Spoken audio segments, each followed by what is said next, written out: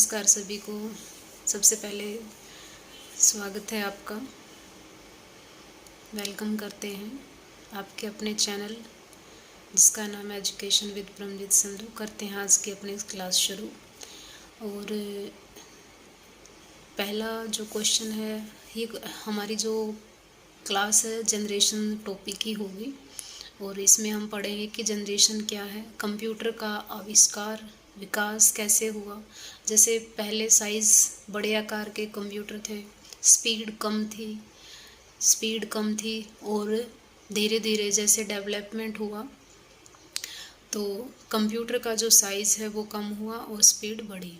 तो जनरेशन अपना क्या है, 5 प्रकार की जनरेशन होती है, जिसमें कि हम बात करें फर्स्ट जनरेशन होगी आपकी 1942 से 1954, ठीक है, 1954 होगी। और यहाँ पे अगर बात करें सेकंड जनरेशन की, सेकंड जनरेशन अपनी होगी 1955 से 1964 होगी। तो यहाँ पे हम कुछ जनरेशन का जिक्र कर रहे हैं। तो थर्ड जनरेशन अपनी 65 से लेके 74 तक होगी, 74 तक होगी अप्रोक्सीमेट। और फोर्थ जनरेशन 75 से 89। तो ये पीढ़ी दर पीढ़ी जनरेशन कंप्यूटर जनरेशन का आविष्कार हुआ 1989 से टिल डेट तक जो है फिफ्थ जनरेशन कंप्यूटर बने।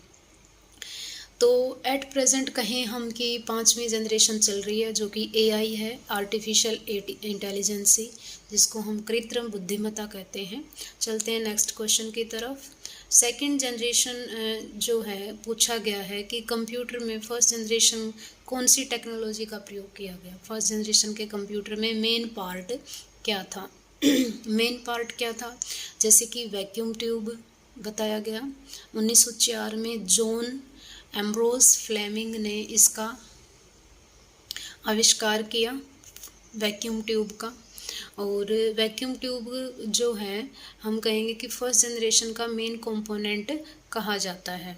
यदि बात करें कि लैंग्वेज, फर्स्ट जनरेशन में मशीन लैंग्वेज का आविष्कार हुआ, जो कि क्या काम करती है, बाइनरी फॉर्म में इसको लिखा जाता है, 0 और 1 की फॉर्म में लिखा जाता है बाइनरी लैंग्वेज को।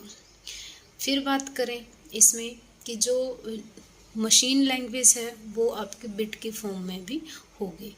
टाइप पूछे कि किस प्रकार के कंप्यूटर थे फर्स्ट जनरेशन में, तो एनालॉग प्रकार के कंप्यूटर थे, एनालॉग टाइप ऑफ मशीन का प्रयोग फर्स्ट जनरेशन में किया गया। फिर बात करें एग्जाम्पल की, एग्जाम्पल है आपके एनिक ENIAC, electronic numeric integrator automatic calculator, UNIVAC universal automatic computer, और आपका जिसकी हम फर्स्ट जनरेशन के एग्जांपल बता रहे हैं, और EDSVAC जो कि फर्स्ट जनरेशन का आपका कंप्यूटर माना जाता है। यदि बात करें हम इसकी फुल फॉर्म की, electronic numeric integrator automatic calculator, electronic numeric integrator automatic calculator.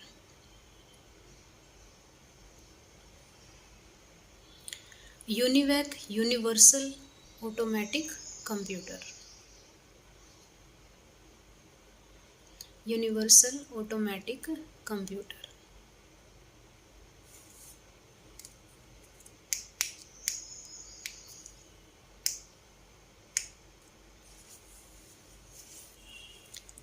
हाँ जी, फिर बात करें हम कि इसमें इलेक्ट्रॉनिक डिले स्टोरेज EDVSAC, ये भी आपका एग्जांपल फर्स्ट जनरेशन के कंप्यूटर का था। तो ये जो अपना फर्स्ट जनरेशन कंप्यूटर है इसमें आंसर आएगा आपका वैक्यूम ट्यूब। चलते हैं नेक्स्ट क्वेश्चन की तरफ। Replaced vacuum tube in second generation, कह रहा है कि कौन सा वैक्यूम ट्यूब की जगह सेकंड जनरेशन में प्रयोग किया गया, यानी रिप्लेस कर दिया, बदल दिया वैक्यूम ट्यूब को सेकंड जनरेशन में। तो सेकंड जनरेशन भी आपकी एनालॉग टाइप ऑफ मशीन है। लैंग्वेज इसमें असेंबली लैंग्वेज का प्रयोग किया गया, असेंबली लैंग्वेज का इसमें प्रयोग किया गया।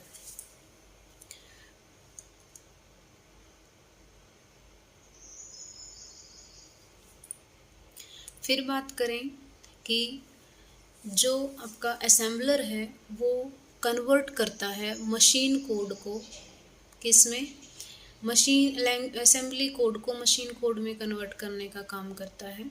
और जो एग्जाम्पल है वो है इसमें हनीवेल 400 और IBM 7030, कुछ एग्जाम्पल हैं ये सेकेंड जनरेशन के। और इसका आंसर जो आएगा वो आएगा आपका ट्रांजिस्टर। तो सेकेंड जनरेशन में क्या यूज़ हुआ, सेकेंड ट्रांजिस्टर। उसके बाद चलते हैं नेक्स्ट क्वेश्चन की तरफ। थर्ड जनरेशन में कंप्यूटर का किसका प्रयोग करता है, क्या थर्ड जनरेशन में इनमें कोई मेन कंपोनेंट कौन सा है। यदि बात करें थर्ड जनरेशन में डिजिटल टाइप ऑफ मशीन काम करती है, डिजिटल टाइप ऑफ मशीन काम करती है, ठीक है। उसके बाद बात करें कि हाई लेवल लैंग्वेज का आविष्कार भी थर्ड जनरेशन में ही हुआ, जैसे कि सी लैंग्वेज है, कोबोल है, बेसिक लैंग्वेज है, पास्कल है, ठीक है, फोर्ट्रन है।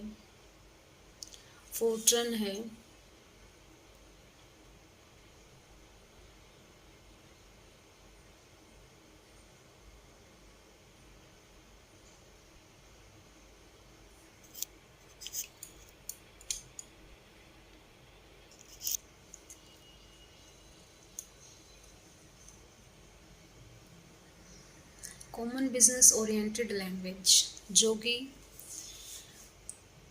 Common business oriented language business purpose के लिए प्रयोग की जाती है।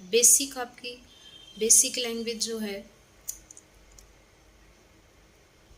Beginners all purpose symbolic instruction code, symbolic instruction code के रूप में प्रयोग किया जाता है।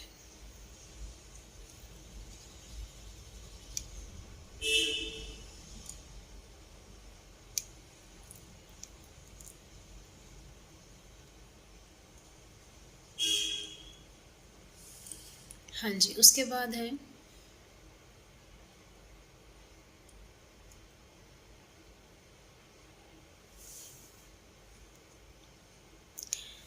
फॉर्मूला ट्रांसलेशन आपकी साइंस के लिए यूज़ की जाती है। फिर बात करते हैं next question, micro processor was introduce in which generation. Fourth generation में इसका आविष्कार हुआ, और फोर्थ जनरेशन में 1975 से 1989 इसका टाइम पीरियड है। और VLSI और LSI इसमें कंपोनेंट यूज़ किए गए, फोर्थ जनरेशन में यूज़ किए गए। लार्ज स्केल इंटीग्रेशन और वेरी लार्ज स्केल इंटीग्रेशन, कौन सा यूज़ किया गया, लार्ज स्केल इंटीग्रेशन और very large scale integration.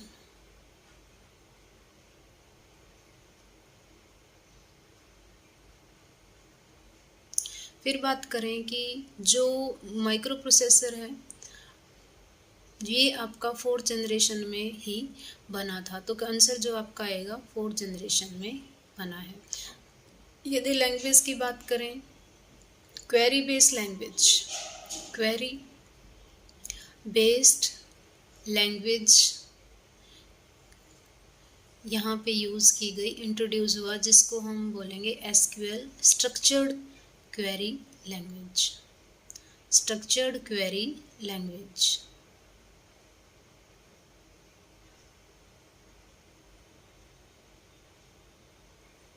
Structured query language. फिर बात करें एग्जाम्पल, एप्पल 2 एप्पल 2 और क्रेवन इसके एग्जाम्पल हैं।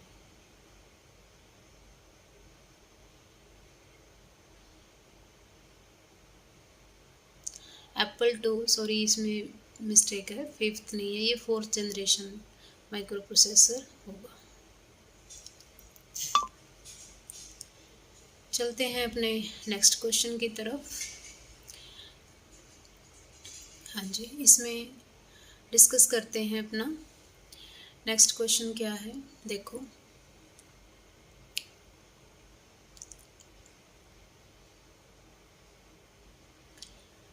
Fifth generation computer are based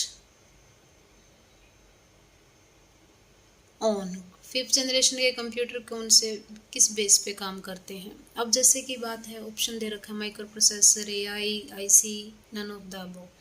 तो यहाँ पे जो माइक्रो प्रोसेसर वो तो आपका क्या था, 4th जनरेशन में था, ठीक है। तो माइक्रो प्रोसेसर का काम है प्रोसेसिंग करवाना। तो यहाँ पे अगर बात करें कि जो माइक्रो प्रोसेसर है वो 4th जनरेशन में हुआ, पहला माइक्रो प्रोसेसर क्या आएगा, इंटेल 4004।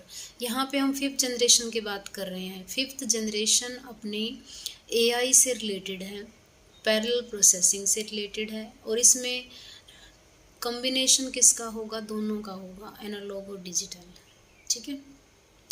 तो आपका एआई आर्टिफिशियल इंटेलिजेंसी है, जिसको हम कृत्रिम बुद्धिमत्ता बोलेंगे। एक होता है नेचुरल जो कि ह्यूमन बीइंग में है, लेकिन आर्टिफिशियल होता है कृत्रिम बुद्धिमत्ता, जो कि व्हाट टू डू पे काम करता है, व्हाट टू डू पे काम करता है, जिसका मतलब क्या है कि इसमें कोई भी प्रोसीजर नहीं बताया जाता। हम यहाँ पे प्रोसीजर मतलब प्रक्रिया, जैसे काम करने का तरीका कि कैसे कैसे काम करना है, वो यहाँ पे नहीं बताएंगे, व्हाट टू डू पे काम करता है ये, ठीक है। उसके बाद है जैसे एग्जांपल एलेक्सा, ओमिनी, तो यहाँ पे ये रोबोट, ये सारे किसके एग्जांपल हैं, एआई भी का ही एग्जांपल है।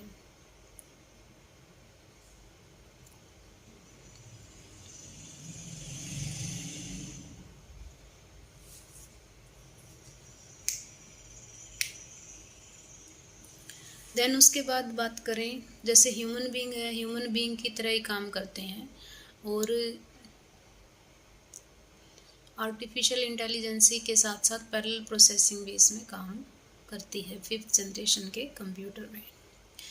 तो ये बताया गया है कि एआई और पैरेलल प्रोसेसिंग इसमें बेस्ड पर काम किया जाता है। और इसका जो टाइम पीरियड है 1989 से टिल डेट तक, यानी आज भी एआई की जर्नी, अगर एट प्रेजेंट कहें तो आज जो है वर्तमान काल में एआई जनरेशन चल रही है। 5th जनरेशन भी बोल सकते हैं इसको, एआई जनरेशन भी बोला जाता है। उसके बाद है नेक्स्ट क्वेश्चन, विच generation first introduce portable. Portable का मतलब क्या होगा, इजी टू कैरी, कि आप एक स्थान से दूसरे स्थान पर कंप्यूटर को आसानी से ले जा सकते हैं, ठीक है। तो ये आप इजी रिप्लेस किया जा सकता है, एक स्थान से दूसरे स्थान पर ट्रांसफ़र किया जा सकता है, इसको हम बोलेंगे पोर्टेबल। और 4th जनरेशन में जैसे पीसी है, पर्सनल कंप्यूटर, पीसी है पर्सनल कंप्यूटर, ये आपका 4th जनरेशन के कंप्यूटर में आता है। फर्स्ट जो है पीसी पर्सनल कंप्यूटर जिसकी फुल फॉर्म है, और ये जनरेशन कैसी है, जनरल पर्पस कंप्यूटर के रूप में इसको जाना जाता है। और यहाँ पे बात करें कि जो पर्पस कंप्यूटर है, जनरल पर्पस कंप्यूटर, इसके एग्जांपल और भी हो सकते हैं, जैसे laptop, notebook, palm top, tablet, ये सारे किसके एग्जांपल हैं, पोर्टेबल कंप्यूटर के एग्जांपल हैं। क्वेश्चन आता है कि इनमें से कौन सा पोर्टेबल कंप्यूटर है, ये सभी पोर्टेबल कंप्यूटर हैं, ठीक है। वर्क स्टेशन पावरफुल कंप्यूटर में आता है। अगर पूछ ले कि माइक्रो प्रोसेसर में सबसे पावरफुल कंप्यूटर कौन सा है, तो वो वर्क स्टेशन। चलते हैं नेक्स्ट क्वेश्चन की तरफ। High level programming language become common in, high level programming language किस प्रकार से कॉमन होगी, मतलब कि कौन सी जनरेशन में थी, तो आपका कहेंगे कि 3rd जनरेशन में थी ये। ये आपकी कैसी थी, थर्ड जनरेशन में लैंग्वेज के अंदर आती है, जिसको हम कहेंगे थर्ड जनरेशन का। हमें डिस्कस किया था कि थर्ड जनरेशन में हाई लेवल लैंग्वेज सी को बोल, तो यहाँ पे प्रयोग किया गया। हाई लेवल को कन्वर्ट करना है मशीन लैंग्वेज में तो ट्रांसलेटर की ज़रूरत पड़ेगी। तो ट्रांसलेटर आपका क्या हुआ, कंपाइलर और इंटरप्रेटर। कंपाइलर और इंटरप्रेटर आपका होगा। यदि बात करें कंपाइलर, कंपाइलर क्या करेगा, कंप्लीट जो प्रोग्राम होता है, कंप्लीट प्रोग्राम को कन्वर्ट करेगा एक बार में ही। Complete program convert at a time, ठीक है, यानी कि एक बार में ही कंप्लीट प्रोग्राम को कन्वर्ट किया जाएगा। और इंटरप्रेटर जो कन्वर्ट करेगा वो करेगा आपका लाइन बाय लाइन, ये कन्वर्ट करेगा लाइन बाय लाइन। एक कंप्लीट प्रोग्राम है, चाहे उसमें 10 लाइन है 15 लाइन है, तो वो क्या करेगा, एक बार में एक ही लाइन को कन्वर्ट करने का, बदलने का काम करेगा। इसीलिए इसको ट्रांसलेटर का नाम दिया गया। प्रोग्राम लाइन बाय लाइन को कन्वर्ट करेगा।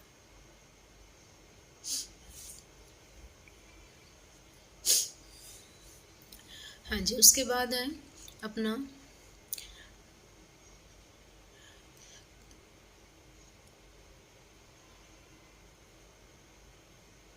बस कंप्लीट जो है कंपाइलर याद करने का तरीका है, कंपाइलर कंप्लीट और इंटरप्रेटर लाइन बाय लाइन, एक एक लाइन को कंप्लीट करने का काम करता है।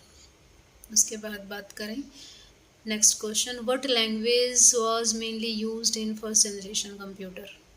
फर्स्ट जनरेशन के कंप्यूटर में कौन सी लैंग्वेज का प्रयोग किया गया। अभी अभी डिस्कस किया था बाइनरी लैंग्वेज, जिसको हम मशीन लैंग्वेज भी बोलते हैं, जिसको हम बिट लैंग्वेज भी कहेंगे, ठीक है। मशीन लैंग्वेज जो है आपकी मशीन रीडेबल होती है, कंप्यूटर